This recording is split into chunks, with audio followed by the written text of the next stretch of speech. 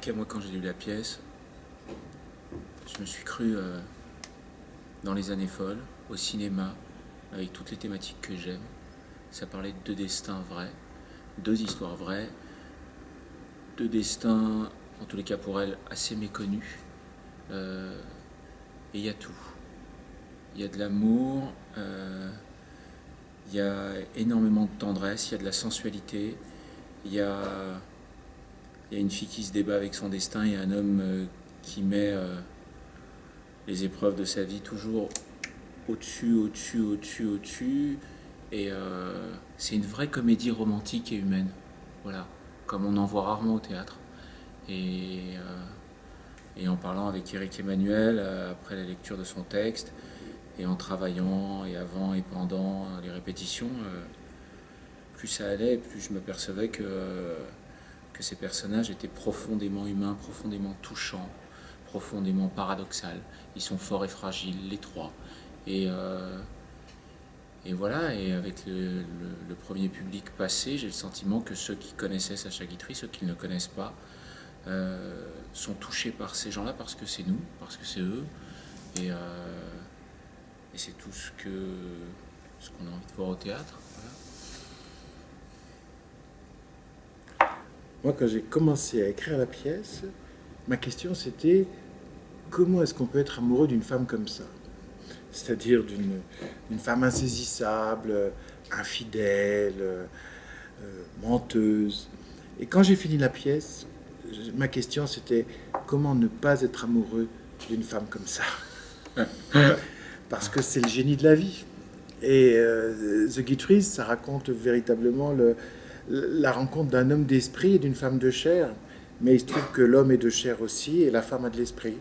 Donc c'est vraiment deux êtres complets qui se rencontrent et qui s'aiment follement, qui s'aiment éperdument. Je suis persuadé que Guitry n'a jamais cessé d'aimer Yvonne Printemps. D'ailleurs, tout ce que je dis dans la pièce est vrai.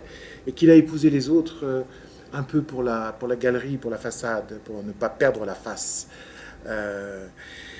Et elle l'a aimé à la façon dont aimait Yvonne Printemps, c'est-à-dire pas confortable, mais passionnante.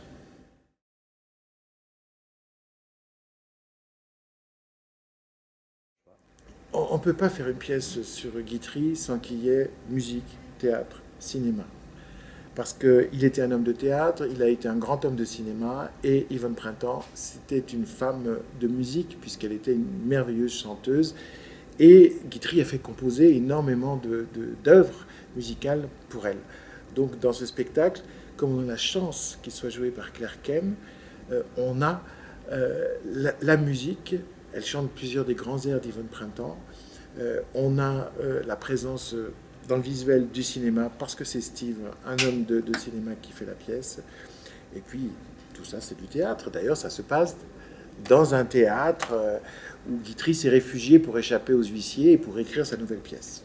Comme l'a très bien dit Éric Emmanuel, ça a été un homme de théâtre, ça a été un homme de grande passion et ça a été un homme de cinéma et de façon très indépendante et il a vraiment inventé une forme pour faire du cinéma, Guitry. Il a tourné comme personne et c'est vrai qu'aujourd'hui, à travers les premiers spectateurs qui vont de l'âge de 17 ans hier à 80, 90. C'est un décor. Voilà. Et ben, on s'aperçoit que ça parle à tout le monde. Et puis je pense que le public de théâtre aujourd'hui, il a pas envie de voir simplement des acteurs qui sont là et qui déclament un texte aussi beau soit-il. Il a envie d'avoir de la musique, d'avoir des émotions, de voir des beaux éclairages, de voir des décors, et puis si possible, et si l'histoire s'y prête, d'avoir derrière tout ça des images qui se projettent, parce que c'est ce qui lui reste le lendemain quand la pièce est réussie.